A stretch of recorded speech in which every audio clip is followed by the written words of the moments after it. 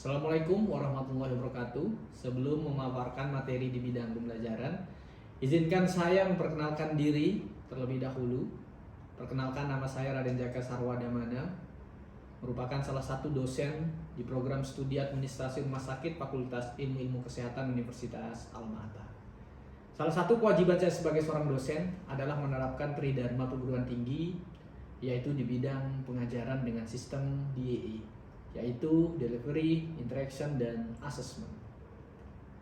Sistem delivery merupakan sistem di mana saya menyampaikan rangkaian CPL yang mengarah kepada CPMK dan diturunkan pada materi perkuliahan sehingga materi dapat diterima dengan baik oleh mahasiswa. Pada kesempatan kali ini saya akan memaparkan mata kuliah atau blok yang saya ampu di program studi administrasi rumah sakit, yaitu blok Occupational Health and Safety.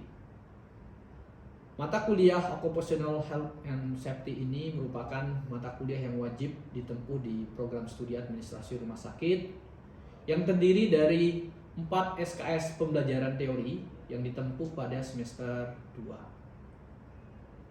Deskripsi mata kuliah ini adalah berfokus pada masalah Occupational Health dan Safety dalam praktik pelayanan profesional.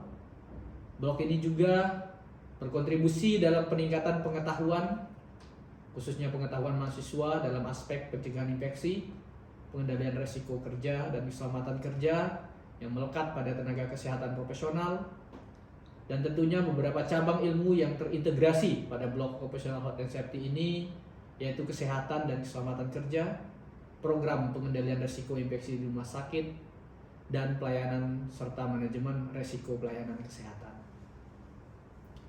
Di mana pada bidang pembelajaran mata kuliah Occupational Health and Safety ini, CPL yang dibebankan kepada mahasiswa yaitu yang pertama, menunjukkan sikap yang bertanggung jawab atas pekerjaan di bidang keahliannya secara mandiri yang masuk pada poin sikap.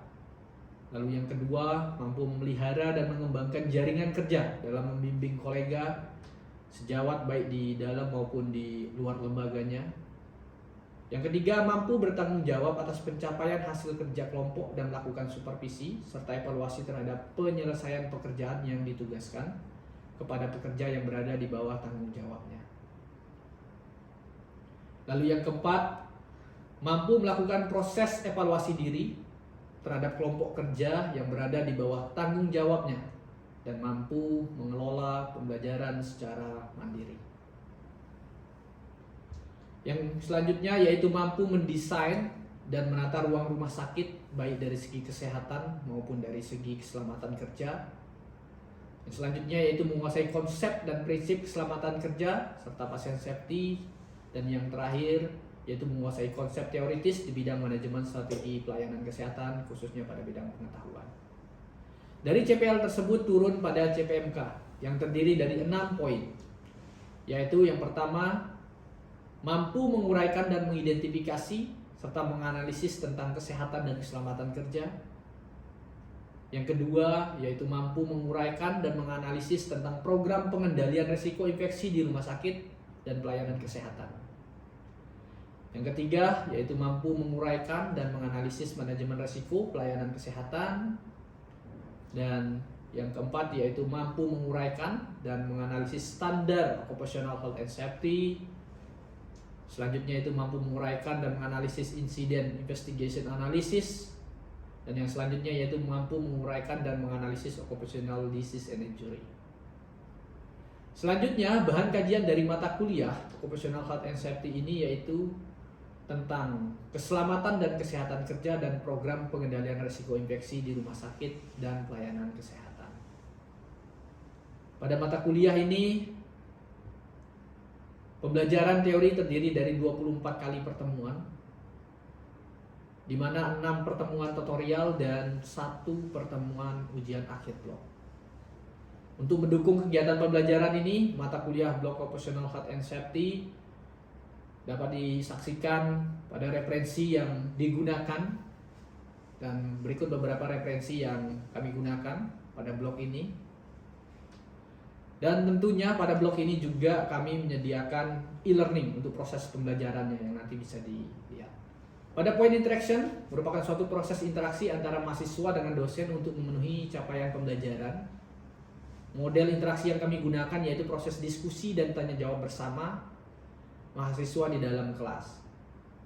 Selanjutnya masuk pada aspek yang terakhir yaitu assessment, di mana aspek ini merupakan suatu proses penilaian untuk mengukur kemampuan mahasiswa secara objektif dalam menerima materi pembelajaran dan bisa lulus dari CMPMK yang ada. Adapun indikator yang kami gunakan untuk mengukur evaluasi mahasiswa, yang pertama adalah terkait dengan kehadiran, di mana kami berikan persentase 10%. Lalu yang kedua yaitu keaktifan, di mana persentase yang kami berikan itu sekitar 20%. Lalu yang selanjutnya adalah tugas harian. Kami berikan bobot 30%. Dan yang keempat adalah ujian akhir blok, di mana bobotnya paling besar yaitu 40%. Hasil asesmen yang saya lakukan dan saya sampaikan kepada mahasiswa untuk dapat mengetahui penilaiannya secara objektif dan dilakukan secara transparan. Selanjutnya saya akan menampilkan proses pembelajaran secara luring di dalam kelas dengan sistem micro teaching. Selamat menyaksikan. Sekian dari saya. Assalamualaikum warahmatullahi wabarakatuh. Assalamualaikum warahmatullahi wabarakatuh.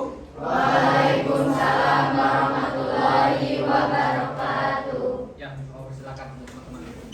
Baik teman-teman, hari ini kita akan melakukan sesi selanjutnya dari pembelajaran blok occupational health and safety. Dan hari ini adalah pertemuan yang ke-11 ya, membahas terkait dengan resiko lingkungan yang ada di rumah sakit dan masalah-masalah yang berkaitan dengan resiko lingkungan tersebut yang akan kita bahas selama beberapa jam ke depan. Dan tentunya sebelum kita mulai pembelajaran kita pada hari ini teman-teman, marilah kita berdoa menurut agama dan keyakinan kita masing-masing. Semoga pembelajaran kita pada hari ini bisa bermanfaat bagi teman-teman semua. Berdoa Bapak, persilakan. Selesai. Oke, kita lanjutkan teman-teman. Hari ini kita akan berbicara masalah resiko lingkungan dan jenis-jenis masalahnya di rumah sakit. Namun sebelum ke tahap itu, silakan teman-teman untuk melakukan presensi digital terlebih dahulu. Oke, sudah semua? Sudah semua ya? Jika sudah semua, kita akan langsung membahas atau berdiskusi terkait dengan resiko lingkungan dan masalah-masalah. Oke, itu ya. Oke, sebelum kita mulai lagi teman-teman, Bapak ingin menyampaikan kepada teman-teman semua ada pencapaian pembelajaran kita pada hari ini. Yang pertama adalah nantinya teman-teman atau Bapak juga berharap kepada teman-teman untuk pertama adalah memahami berbagai risiko lingkungan yang ada di rumah sakit. Nanti kita akan berbicara apa sih resiko-resiko lingkungannya, berhubungan dengan infeksi yang ada di rumah sakit, berhubungan dengan bahan berbahaya dan beracun seperti limbahnya. Terus yang selanjutnya terkait dengan bahaya radiasi dan yang lainnya. Itu yang coba kita diskusikan bersama. Yang selanjutnya mengidentifikasi jenis-jenis masalah yang dapat timbul akibat resiko lingkungan. Jadi dengan resiko lingkungan tersebut bahaya apa yang timbul? Seperti itu. Misalkan terkait dengan limbah tadi, apa yang bisa disebabkan oleh limbah tersebut? Apakah nanti akan menyebabkan penyakit akibat kerja atau ada hal-hal yang lainnya? Atau terkait dengan radiasi, radiasi tersebut bisa menyebabkan penyakit seperti apa? Nanti akan kita bahas bersama teman-teman semua. Dan yang selanjutnya terkait dengan menyajikan strategi pengelolaan resiko untuk meminimalkan dampak negatifnya.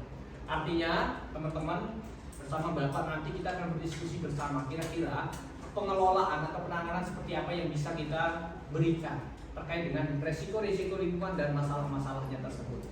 Penanganannya mulai dari pelatihan, nanti kita akan bicarakan semua, terus melalui promosi kesehatan dan hal-hal yang lain. Seperti itu ya. Nah, ini adalah beberapa tujuan pembelajaran kita pada hari ini. Ya, rumah sakit. Rumah sakit adalah yang bisa kita bilang adalah tempat semua orang untuk mendapatkan pelayanan kesehatan. Baik orang yang mengalami sakit maupun orang yang mengalami tidak mengalami sakit, artinya orang yang sehat. Seperti contohnya adalah teman-teman ketika ingin masuk dalam pekerjaan atau ingin mendaftar di salah satu universitas, tentu masalah kesehatan atau bisa kita bilang sertifikat kalian dibuktikan bahwa kalian itu sehat, itu harus dibuktikan dengan berkunjung ke rumah sakit. Sehingga walaupun kalian sehat, kalian tetap berkunjung ke rumah sakit. Jadi bisa kita simpulkan bahwa rumah sakit itu adalah diperuntukkan bagi semua orang, baik yang sakit maupun yang tidak sakit. Dan tentunya sebagian besar adalah orang-orang yang sakit karena membutuhkan yang namanya proses penyembuhan dan juga perawatan. Dan tentunya karena banyaknya orang-orang yang berkunjung ke rumah sakit, karena tidak hanya pasien saja yang datang ke rumah sakit, pasti di dalamnya ada keluarga pasien, pasti di dalamnya ada tenaga-tenaga kesehatan, non tenaga kesehatan, atau kita bisa bilang bahwa semua orang yang berhubungan dengan rumah sakit tersebut, sebut saja employee-nya atau para pekerjanya, baik itu tenaga administrasi, baik itu perawat, baik itu dokter, baik itu tenaga radiologi dan tenaga-tenaga yang lainnya. Sehingga apa yang terjadi? Karena banyaknya orang yang berkunjung ke rumah sakit, tidak menutup kemungkinan bahwa banyak sekali resiko yang timbul yang bisa menyebabkan masalah kesehatan di rumah sakit tersebut. Nah, itu yang kita bahas. Di mana rumah sakit tersebut tentu banyak sekali resiko-resiko lingkungannya.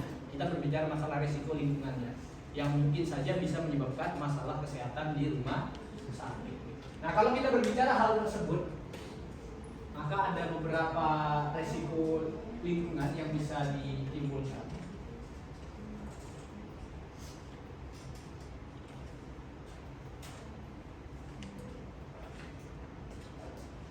Oke, ini adalah jenis-jenis masalah di rumah sakit terlebih dahulu. Kita akan membahas terkait dengan jenis-jenis masalah yang ada di rumah sakit.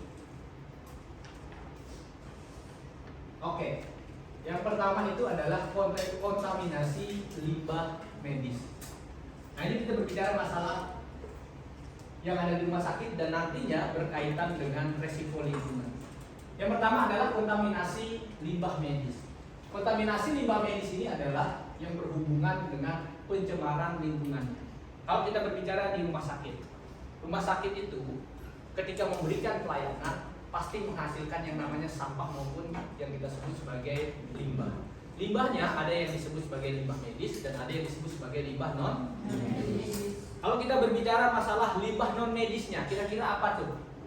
Limbah non medisnya teman-teman yang ada di rumah sakit akibat dari pelayanan kesehatan. Dari sisa-sisa Pak, makanan sisa dari pasien. Oke, good. Sisa-sisa makanan. Sisa-sisa makanan itu bisa kita bilang sebagai limbah non medis kayak gitu. Lalu yang selanjutnya pasti ada yang namanya limbah medis. Kalau limbah medisnya apa teman-teman? Angkat tangan siapa?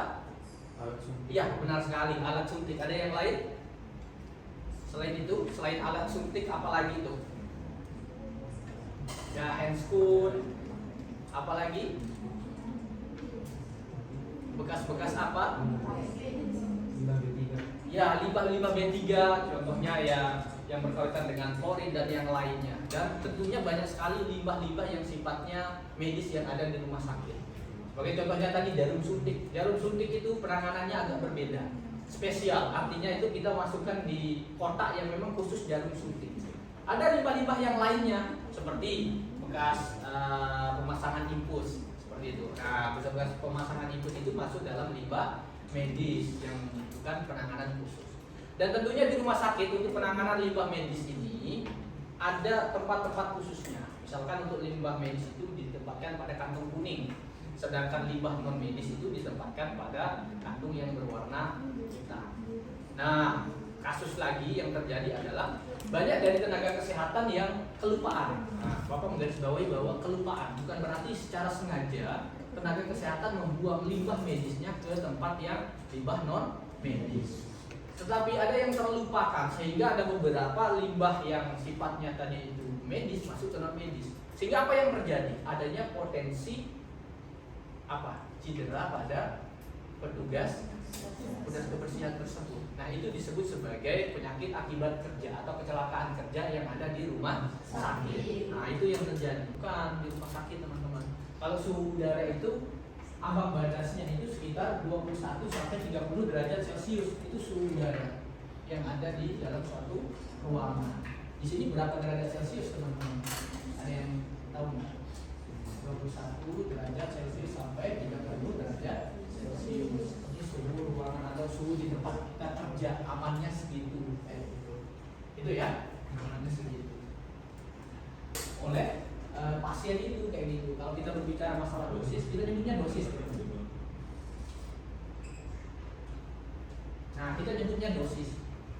Jadi, dosis yang boleh diterima oleh pasien itu adalah sekitar 0,2 per minggunya.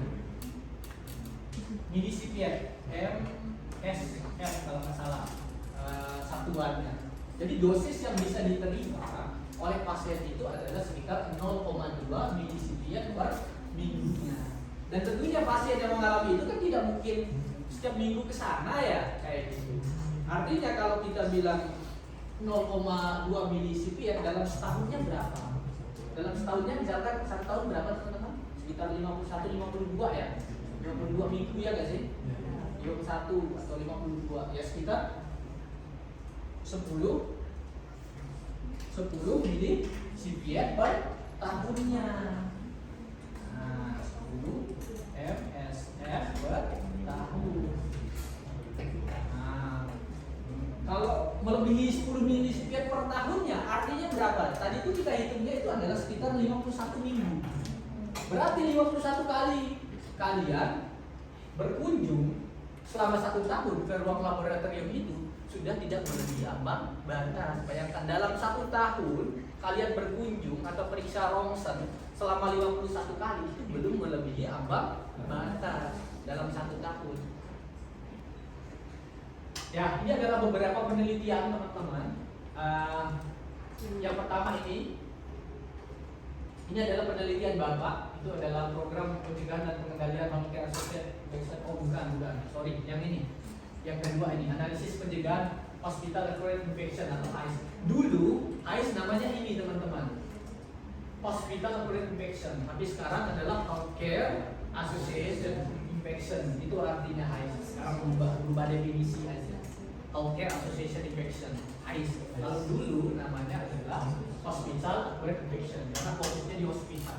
Kalau sekarang di healthcare itu berarti bisa rumah sakit, bisa puskesmas, dan bisa klinik utama dan yang lain. Lalu perlu Bapak sampaikan juga teman-teman terkait dengan radiasi ini. Kebetulan Bapak itu punya materi juga terkait dengan radiasi. Kalian itu bisa melihat berapa sih standar dosis yang bisa diterima kayak gitu. Oke, Bapak akan coba tunjukkan kepada teman-teman. Maka terkait dengan materi Bapak yang kemarin yang epidemiologi, kalian bisa melihat videonya di sini. Nah, ini adalah channel YouTube Bapak. Nah, ini foto Bapak ya. Nah, ini ada materi Bapak yang berhubungan dengan radiasi, instalasi radiologi. Di sini Bapak menjelaskan terkait dengan berapa sih ambang batas yang bisa diterima oleh pasien ketika berkunjung ke rumah sakit. Teman-teman bisa mendengarkan video ini tentang radiasi radiologi di rumah sakit. Lalu yang selanjutnya, Bapak juga punya materi terkait dengan epidemiologi itu teman-teman. Ini dia, epidemiologi observasional. Kemarin kita berbicara masalah epidemiologi observasional dalam K3. Dalam K3. Kan ada metodenya yang proseksional kan kemarin? Ya. Ada metodenya itu yang cohort, ada yang case control kan? Ya. Dan ada yang metodenya intervensi atau uji klinis. Nah, di sini Bapak menjelaskan semuanya epidemiologinya. Sama. Epidemiologi untuk K3 maupun epidemiologi secara umumnya sama, cuma lingkupnya beda. Kalau epidemiologi yang K3 kita lingkupnya ke rumah sakit, dideteksi terkait dengan penyakit akibat kerja. Tetapi kalau epidemiologi secara umumnya kita identifikasinya lingkungan secara menyeluruh. Kayak gitu, penyebab dari suatu penyakit, frekuensi dan yang lain. Kalian bisa berkunjung ke YouTube Bapak. Ini kesimpulan yang bisa kita ambil, pentingnya pengolahan resiko lingkungan teman-teman. Pentingnya pengelolaan resiko lingkungan untuk mencegah penyakit akibat kerja dan penerapan strategi efektif untuk mengurangi resiko serta peran edukasi dan pelatihan itu yang bisa kita lakukan. Oke, Bapak kira kita masih punya waktu sekitar 25 menit. Kita langsung diskusi masing-masing orang 5 menit. Silakan nanti kalian membentuk kelompoknya dan langsung maju. Bapak minta yang maju pertama adalah kelompok 4. Kelompok 3, kelompok 2, dan kelompok 1. Ya, masing-masing presenter akan melakukan diskusi selama 5 menit. Oke, Karena tugasnya sudah Bapak berikan kemarin, jadi silakan kita langsung mulai berdiskusi. Bisa langsung atau mau duduk sesuai dengan kelompoknya? Ya silakan duduk sesuai kelompoknya. Kelompok paling depan kelompok 1, kelompok belakang kelompok 2, kelompok 3 dan kelompok 4. Yuk langsung semuanya. Ya kita kasih tepuk tangan untuk kelompok 4 untuk maju pertama.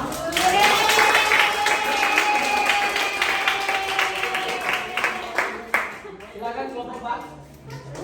Assalamualaikum warahmatullahi wabarakatuh. Kami dari perwakilan dari kelompok 4 akan menjelaskan hasil diskusi dari kelompok 4. Bagaimana radiasi digunakan di rumah sakit untuk diagnosa dan terapi? Kami dapat dari jurnal ini yaitu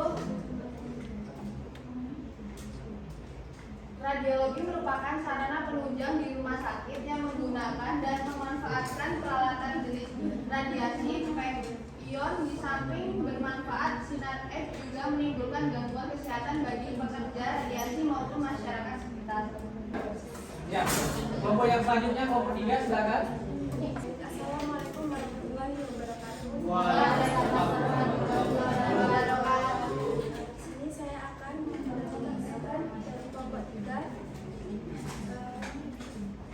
yaitu faktor-faktor yang mempengaruhi udara. Yang pertama ventilasi. Oke, gitu. Ada pertanyaan dari teman-teman yang lain? Ya, silakan. Tulis ventilasi seperti apa yang baik digunakan di rumah sakit? Jelas? Bagi kelompoknya jelas? Jadi ventilasi seperti apa atau sirkulasi seperti apa yang bisa digunakan khususnya di ruang operasi.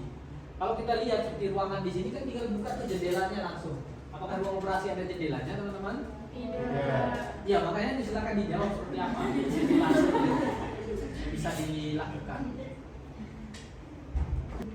Ketentuan dari ventilasi. Kalau di sini disebutkan bahwa jendela ataupun bukaan pintu atau sarana lainnya cukup dengan luas ventilasi tidak kurang dari 5% terhadap luas lantai dari ruang yang akan diventilisasi. Diukur tidak lebih dari 3,6 meter di atas lantai. Di ruang IBS ventilasinya tidak ventilasi seperti ini, teman-teman. Ventilasinya seperti cerobong asap itu, kalian pernah lihat ya? Nah, kayak gitu. Jadi sistemnya itu beda. Dan ya kayak gitu, exhaust kayak gitu. Jadi modelnya itu ada udara lewat dan ada udara keluar, tertarik keluar. Jadi sistem di ruangan itu wajib ada ventilasinya. Cuma sistemnya dia agak berbeda. Ya, silakan kelompok 2. Assalamualaikum warahmatullahi wabarakatuh. Waalaikumsalam warahmatullahi wabarakatuh. Di sini saya mewakili kelompok 2 akan menyampaikan hasil diskusi dari kelompok kami, yaitu infeksi nosokomial. Infeksi nosokomial adalah infeksi yang diperoleh pasien, pengunjung, dan petugas. Tidak jarang muncul suatu penyakit baru saat seorang pasien sedang dirawat di rumah sakit. Resiko ini disebut sebagai infeksi nosokomial yang dapat membahayakan pasien dan petugas di rumah sakit. Silakan. Di mana kami perwakilan dari kelompok 1 ini menjelaskan tentang limbah medis. Yang pertama adalah jenis-jenis limbah medis yang dihasilkan di rumah sakit. Ya? Oke, ada pertanyaan teman-teman? Kesalahan dalam menempatkan limbah medis dengan limbah non medis. Nah, pertanyaan saya bagaimana solusi yang teman-teman tawarkan untuk mengatasi hal tersebut? Silakan. Mau jawab? Jadi seperti sebenarnya di rumah sakit itu tempat limbah medis ada yang ditentukan kayak plastik kuning untuk limbah medis, plastik lainnya untuk limbah non medis. Jadi perawat harus tahu atau petugas harus tahu bahwa warna-warna itu tertentu untuk limbah apa. Jadi nggak kesalahan. Mungkin kan udah di pisahan saya yang misalkan yang warna kuning untuk sampah medis, sama yang warna biru untuk sampah apa. Nah mungkin di atas kan ini tempat sampah mungkin di atasnya bisa dikasih tulisan